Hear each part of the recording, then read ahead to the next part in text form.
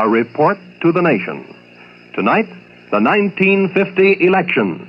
My fellow citizens, that great, stalwart, conscientious, devoted senator and the American people are not to be fooled by those who violate the precept of Abraham Lincoln by saying you can't fool all the people all the time.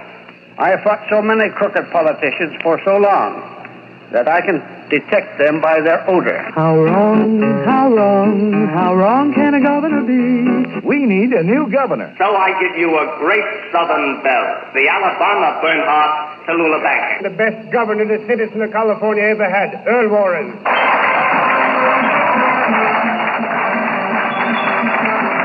Ladies and gentlemen, the President of the United States. A report to the nation. The 1950 campaign ended less than 48 hours ago. And tonight, the Columbia Broadcasting System and 173 affiliated stations present a document for ear based on the elections and the violent campaigns which they climaxed. Now, here is your narrator, the distinguished news analyst, Edward R. Murrow. We call this program a report to the nation. From time to time, we shall use this method of making a report to our fellow taxpayers on a wide variety of subjects. Tonight, we choose the campaign just ended because it is such a vivid specimen of American politics at its best and its worst. It is our way of gathering up the oral documents of the campaign, tying a red, white, and blue ribbon around them, and then saying, "Here, take a listen to these," before we file them among our collection of Wilkie buttons and McKinley banners. All the voices and sounds you will hear are real and are presented as they were recorded in the heat and confusion of a political year. Here, then, is the 1950 campaign, as it was fought and as it was won.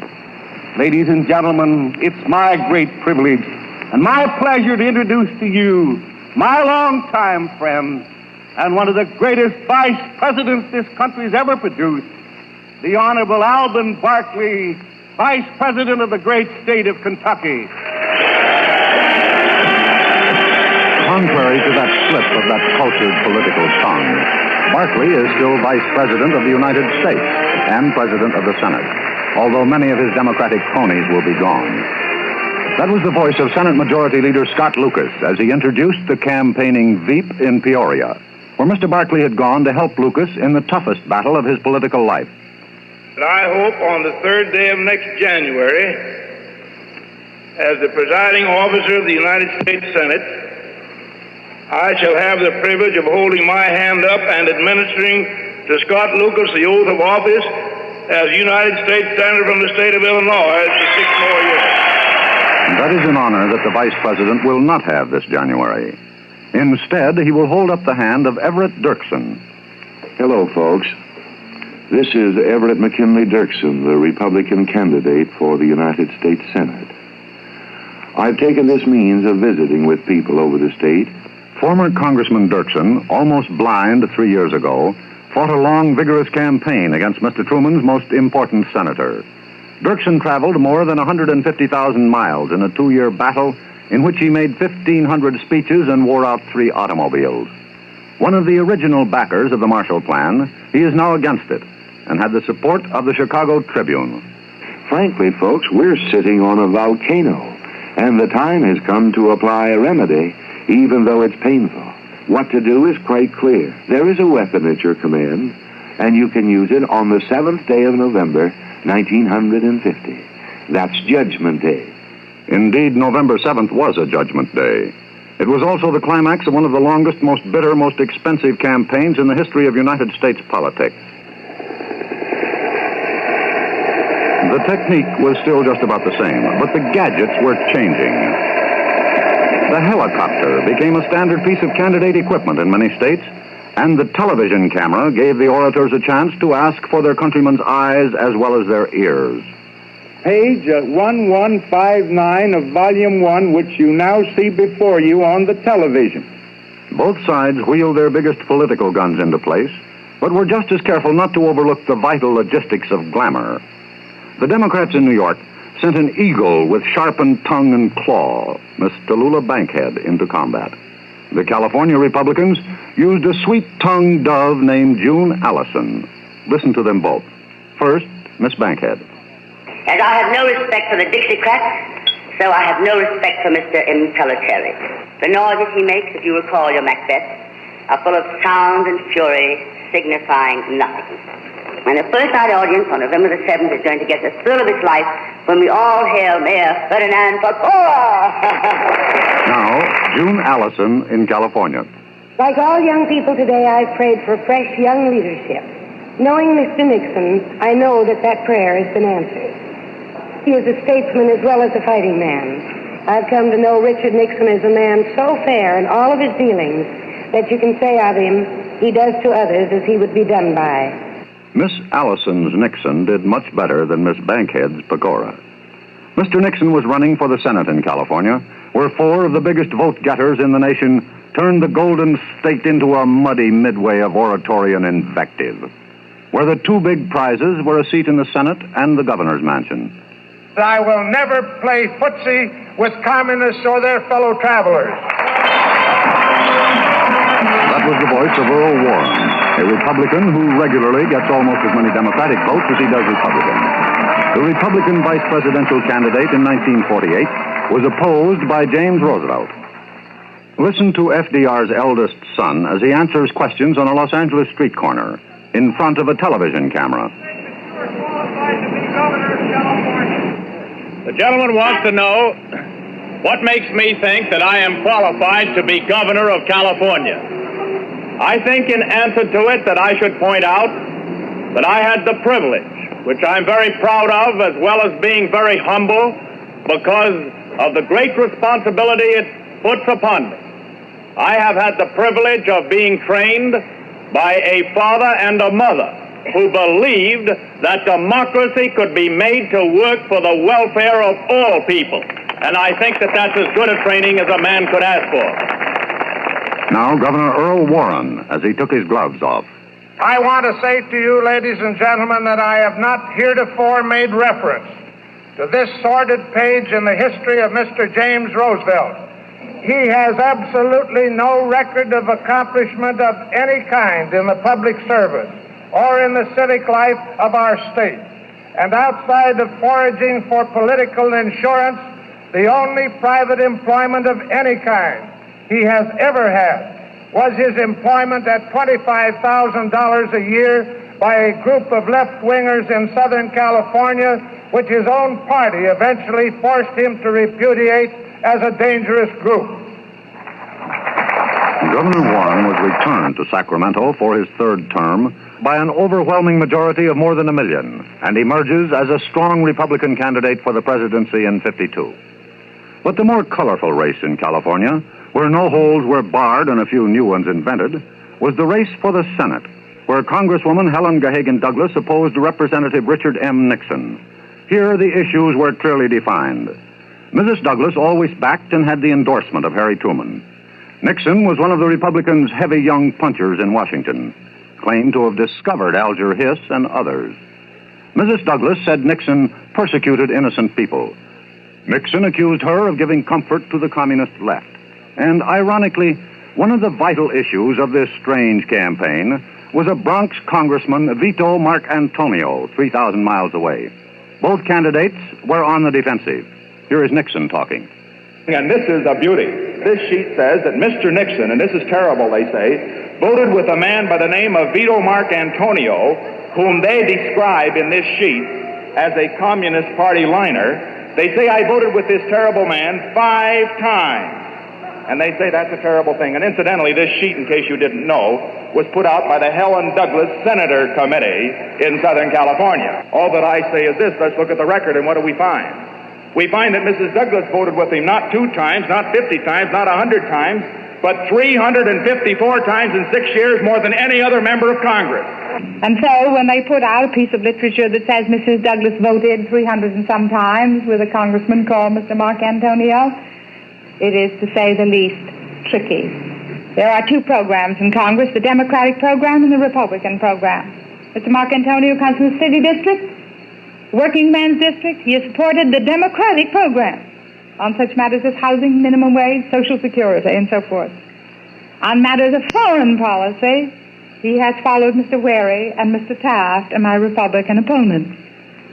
And it is on these bills that they have been in accord with the thinking of the Soviet Union. Evidently, the people of California thought that young Mr. Nixon was more correct than Mrs. Douglas.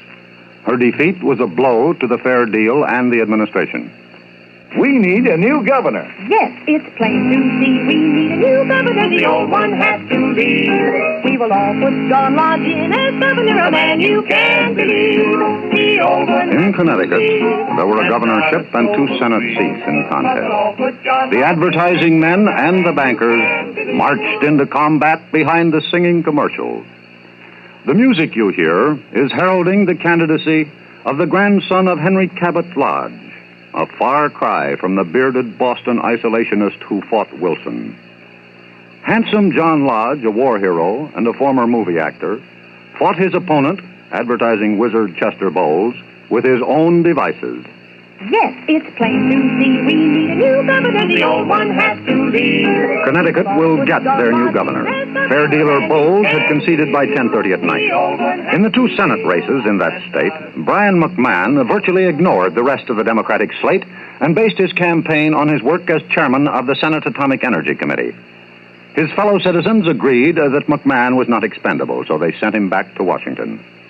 In the other Connecticut seat, Governor Bowles' former partner, Bill Benton, flew more helicopter miles than any other candidate in a closely fought struggle against Prescott Bush. Both Yale men, the flavor of old Eli was definitely there. Here's Mrs. Benton as she spoke for her Bill. Friends, it is a matter of great pride to me that my husband, Bill, is one of the 2 United States Senators from our own state of Connecticut. You see, our Connecticut roots go a long way back. For 5 generations, the Bentons lived in Tolland County. Bill's grandfather was once principal of the old Fairfield Academy, only 2 miles from where we now live in Southport. I first met Bill when he was a student at New Haven, and I was at Connecticut College. Now our own boy is a freshman at Yale. We are poor little lambs who have lost our way. Not to be outdone, candidate Bush hired the Brooklyn Dodger Symphony Band, formed a quartet, and sang the Wittenpoof song from the mouth of the Thames to the estuary of the Merrimack. As late as 3 a.m., Yale and the rest of Connecticut were split in their allegiance to these 2 sons. But by noon of the next day, it was apparent that Benton's helicopter had carried further than Bush's Wittenpoof.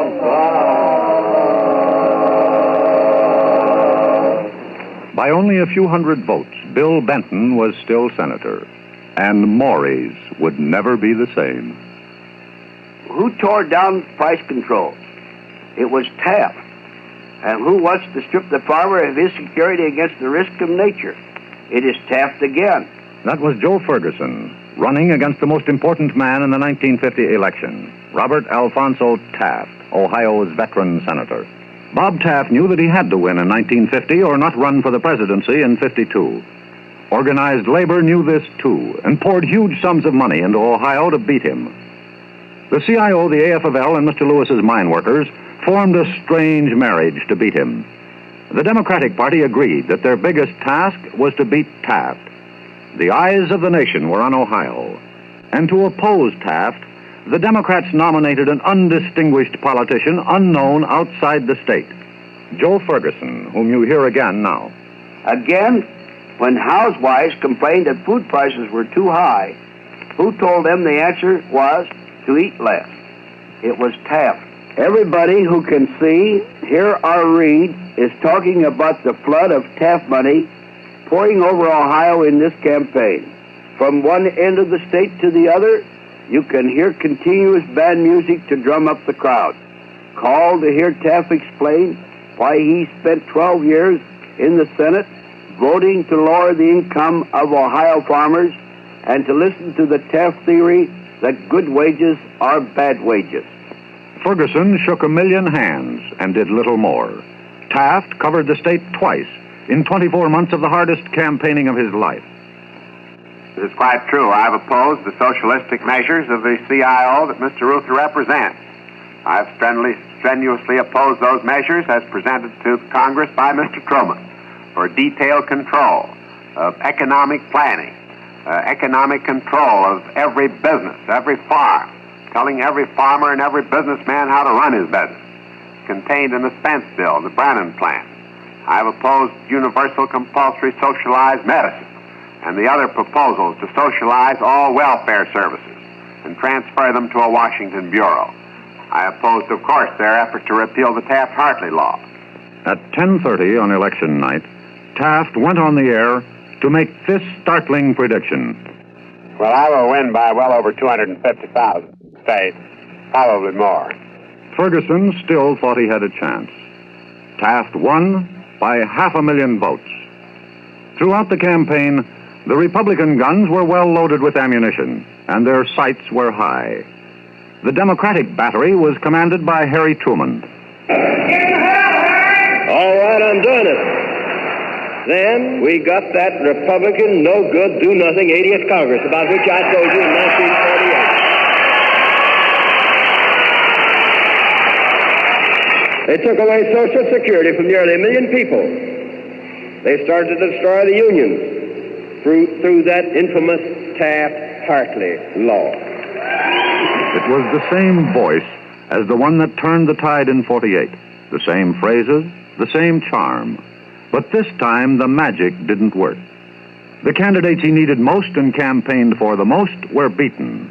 Lucas in Illinois, Myers in Pennsylvania, Douglas in California, Elbert Thomas in Utah, and perhaps the toughest blow of all for Harry Truman, Millard Tydings of Maryland.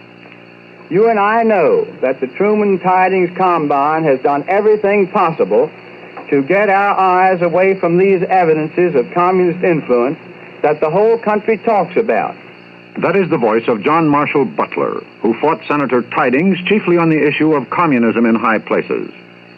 Butler's campaign was based on the allegation that Tydings had been lax in his conduct of the Senate committee investigating Senator McCarthy's charges against Owen Lattimore and many others. You and I know that Senator Tydings did not conduct his so-called probe of the State Department loyalty as though he wanted to find out anything. Millard Tydings fought back, called the charges completely unfounded, said he was trying to keep the loyalty hearings fair. I want to point out the utterly and deliberately malicious and false attacks by the Republican opposition on my personal character and on my patriotism. I first hold up before you a full-page advertisement published by my opponent in the Baltimore American of yesterday. This advertisement, which I hold up, makes charges concerning the investigation of employees in the State Department. And I quote, "Republican counsel was never allowed to question a witness," end quote. Ladies and gentlemen, this is a deliberate and an unmitigated lie. Millard Tydings lost to John Marshall Butler by 150,000 votes, and Mr. Truman lost one of his trusty old war horses. On the Democratic side of the picture, fair dealer Herbert Lehman of New York was returned to the Senate. Democrat John Pastore of Rhode Island became the first citizen of Italian extraction to go to the Senate. Warren Magnuson won in Washington State. And in the president's home state, Forrest Donnell, a Republican and one of the thorns in the Truman skin, was beaten by Hennings, who won Truman's endorsement only 3 days before the election, and who is not a fair dealer. Democrat Pat McCarran won in Nevada, but he seldom votes with the fair dealers. In Oklahoma, in perhaps the most unique race of the campaign, they pulled out all the stops, and a preacher hit the political sawdust trail. Reverend Bill Alexander versus Mike Monroney. This is my prayer. It may sound strange for a political broadcast, but people, I hope you'll make it your prayer. God, give us men. A time like this demands great minds, strong hearts, true faith, and ready hands. Men whom the lust of office does not kill. Men whom the spoils of office cannot buy. Men who possess opinions and a will. Men who love honor. And men who will not lie. Folks, I'm a minister. I'm proud of it. I ask you to let me stand for you in the United States Senate. Well, goodbye and God bless you, everyone. That was Reverend Bill Alexander, who claimed to be running with divine guidance and who severely challenged veteran Congressman Mike Monroney's bid for Oklahoma's Senate seat. Here is Mike Monroney's rebuttal. I am certain that I do not feel that my opponent's experience and training, either as master of ceremonies in a St. Louis nightclub or as a minister, qualifies him for the important job of being your United States Senator. I can't and I won't promise you an emotional field day that my opponent offers. I can't and I won't promise you the glamour and showmanship that my technicolored opponent thinks he has.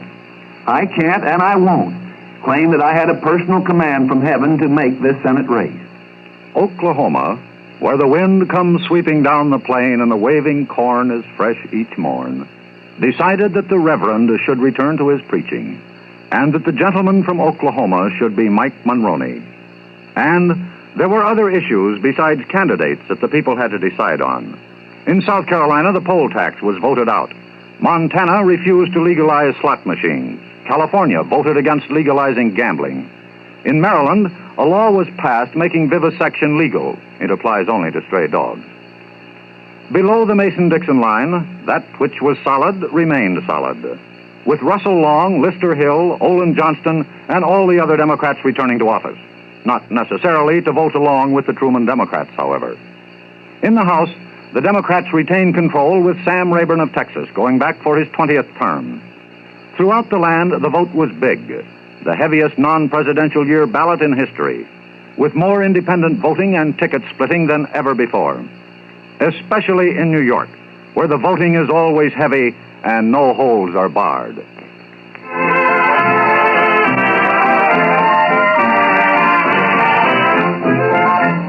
In both the city and the state, the campaign was raucous and bitter. As in the years gone by, the band played East Side, West Side, but it wasn't the Fulton Street Brass of Al Smith. Vincent Impellitteri, the acting mayor, used a Guy Lombardo record with which to introduce himself. And the music was the only sweet thing to be heard. Fellow New Yorkers, this is Vincent Impellitteri, your acting mayor. As we enter the final week of the campaign, I want to issue a warning. It has become clear that my desperate opposition, as they watch their dream of political empire fade before them, will reach brand new heights of frenzy, new depths of scurrility. Vincent Impellitteri was president of New York City Council under O'Dwyer. When Mayor O'Dwyer left to become ambassador to Mexico, Impey, a loyal Tammany man, wanted the nomination. He didn't get it. So he became, overnight, an independent with experience. He was opposed by Pecora, Corsi, and Paul Ross. In winning by more than 200,000 votes, Impellitteri became the first mayor in the history of New York City to be elected without the support of a major political machine. I am here in New York to satisfy myself as to the status of Thomas E. Dewey's diaper. That's Harold Ickes. I feel a proprietary interest in that diaper. I first discovered it when Dewey naively threw it into the ring as an adolescent candidate for the Republican nomination for president. I report that Tom's diaper is slipping. That was Harold Ickes, who has haunted Governor Dewey's political aspirations for years. This year, he was imported from his farm near Washington to haunt his old foe again. But this time, nothing seemed to have slipped. Dewey, always a big vote-getter in New York, had snapped back after 2 presidential defeats and run way ahead of Walter Lynch, a virtually unknown Bronx Democrat. Early in June, Governor Dewey had said he was not a candidate for re-election. Between June and September, Dewey endorsed his Lieutenant Governor Joe Hanley as his successor. But on the night of September 7th, it was not Hanley but Dewey who was nominated. Hanley had bowed out, had agreed to run for the Senate against Herbert H. Lehman. A month later came the famous Hanley letter written by Mr. Hanley after a conference with Governor Dewey. It said in part, "I have received certain unalterable and unquestionably definite propositions. If I consent to run for senator instead of governor, I have definite assurances of being able to clean up my personal financial obligations in 90 days. In the event I am defeated, I have an ironclad, unbreakable arrangement. And so it went. Hanley ended his letter in these words: I am humiliated, disappointed, and heartsick. Here is Governor Dewey's explanation. And finally, on September 1st, before the Republican convention, Governor Hanley came to me demanding that I run. And the next day, Governor Hanley released a letter retiring from the governorship race. And 2 days later, after another 2 days of pretty terrible soul-searching, I announced that I would run again for governor, but only if Joe Hanley would run for the United States Senate. And the next day we had lunch, and we talked it all over. And he found that since he could get a pension, the same kind of a pension Senator Lehman draws, his income would be larger than ever before, and he would be able to do it in fairness to his family. And as he left, having told me that he would run, he said, if I should lose, of course you know I'll need a place. And I said to him, as I had said many times before, Joe, I would be proud to have you in the state government. And everybody who is listening, I want you to know, Joe Hanley is my friend, and I love him. He is also a great public servant. Now, in their desperation, these Flynn Tammany Democrats try to say Joe Hanley is disqualified for office because he has some debts. He told you last night, $100,000 of debts he assumed voluntarily 20 years ago. You know, they also say that somebody promised to pay his debts. Well, I wish they had. But it happens, as he reported to you, that nobody has. Governor Dewey's explanation was sufficient for most of the voters, and they returned him to Albany for his third term. But old, battle-weary Joe Hanley was forced to spend election week in a hospital, suffering from exhaustion, as his opponent, Herbert Lehman, almost as good a vote-getter as Dewey, won by 250,000 votes. New York had elected a Republican governor, a Democratic senator, and an independent mayor. You are listening to A Report to the Nation on the 1950 elections, featuring Edward R. Murrow and the voices of many of the candidates in actual records made from their campaigns throughout the country. Now, once again, Mr. Murrow. We have tried to bring you a political document for ear. In this election, two divided parties divided the vote. The Republicans won an important round, but not a victory. To those who say Truman's Fair Deal is dead, it may be answered that in the last Congress with a Democratic majority, the Brannan Plan, compulsory health insurance, repeal of the Taft-Hartley law, three pivots of the Fair Deal, could not be put through. The Democratic Party didn't have the votes. It won't have them in the next Congress. To those who say that American foreign policy will be changed, it may be recalled that the Marshall Plan, aid to Greece and Turkey, went through a Republican-dominated Congress. The control of both houses and of foreign policy remains in the hands of the Truman administration. The contest for control of the Republican Party in preparation for the 52 campaign is just beginning. Those who fail to vote and deplore the outcome may recall George Jean Nathan's statement that bad officials are elected by good citizens who do not vote. The whole thing is over, and it's something of a relief. We have demonstrated again that the people are sovereign. Good night, and good luck. A Report to the Nation, the 1950 campaign, was produced and transcribed in New York with active assistance from newsrooms of more than 40 affiliated stations. The program was written and produced by Mr. Murrow and Fred Friendly. The engineer was Ed Gill. Dan McDonald speaking.